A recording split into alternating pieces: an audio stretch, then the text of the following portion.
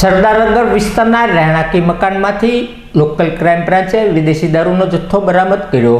Local crime બ્રાન્ચની team પેટ્રોલિંગમાં હતી તે વેળાએ બાતમી મળી હતી કે સરદારનગર વિસ્તારમાં આવેલા રામપીર સોસાયટીના રહેણાંકમાં રહેતા કલ્પેશભાઈ હસમુખભાઈ બારૈયા વિદેશી દારૂ રાખીને વેચાણ કરી રહ્યા છે।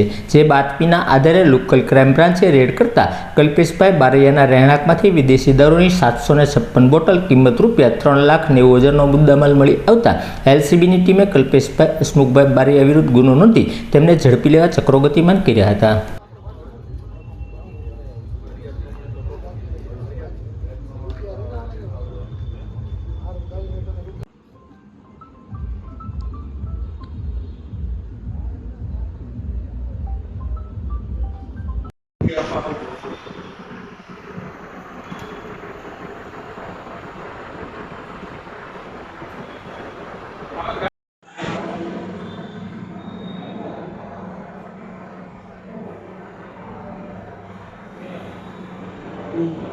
Nah, saya kena kau